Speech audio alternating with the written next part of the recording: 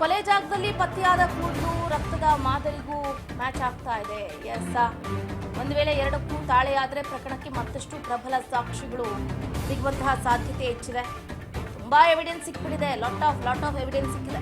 ಆರೋಪಿಗಳಿಗೆ medical test ಜೊತೆಗೆ DNA test ಕೂಡ ನಡೆಸಲಾಯಿತು.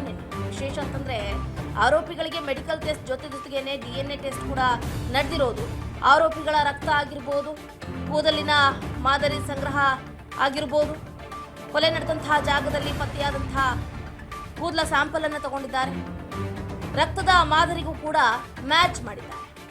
ಒಂದು ವೇಳೆ ಎರಡಕ್ಕೂ ತಾಳೆ ಆದರೆ ಕೊಲೆ ಪ್ರಕರಣಕ್ಕೆ ಮತ್ತಷ್ಟು ಪ್ರಬಲ ಸಾಕ್ಷಿ ಸಿಗೋದ್ರಲ್ಲಿ ಯಾವುದೇ ರೀತಿಯಾದಂತಹ ಅನುಮಾನ ಇಲ್ಲ.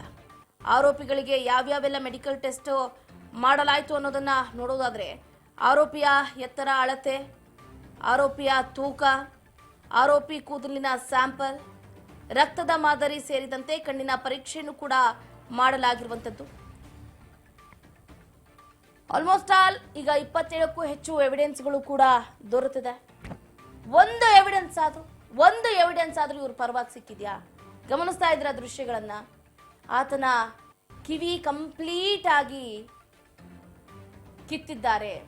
ಅಲ್ಲಿ ಬಿದ್ದಂತಹ ಆ ಎಣವನ್ನ ಆ ಜಾಗಕ್ಕೆ ಹಾಕಿ ಹೋದಂತಹ ಸಂದರ್ಭದಲ್ಲೂ ಕೂಡ ನಾಯಿಗಳು ಕಿತ್ತು ತಿಂದಿದೆ. ಅದು ಬೇರೆ ವಿಷಯ. ತಲೆಗೆ ಬಲವಾಗಿ ಲಾರಿಗೆ ಗುದ್ದಿ ಬೆಲ್ಟ್ ಅಲ್ಲಿ ನೀವು ಆ ಬೆನ್ನಿನ ಭಾಗವನ್ನ ಗಮನಿಸಿದ್ರೆ ಒಬ್ಬೊಬ್ಬರು ಒಂದೊಂದು ಏಟು ಹೊಡೆದಿದ್ದಾರಂದ್ರೂ 17 ಜನದ ಬಾಸುಂಡೆ ಏಟನ್ನ ತಿಂದು ಪ್ರಾಣ ಬಿಟ್ಟಿದ್ದಾನೆ. ಆ ಮರ್ಮಾಂಗಕ್ಕೆ ಕರೆಂಟ್ ಶಾಕ್ ಅನ್ನ ಕೊಟ್ಟು ಹೇಯ ಕೃತ್ಯವನ್ನ ಮೆರೆದಿದ್ದಾರೆ. ಗಮನಿಸ್ತಾ ಇದ್ದೀರಾ? ಎದೆಯ ಎಡಭಾಗದ ರಿಬ್ ಕೂಡ ಮುರಿದೋಗಿದೆ. ಮರ್ಮಾಂಗಕ್ಕೆ ತುಳಿದಿದ್ದಾರೆ.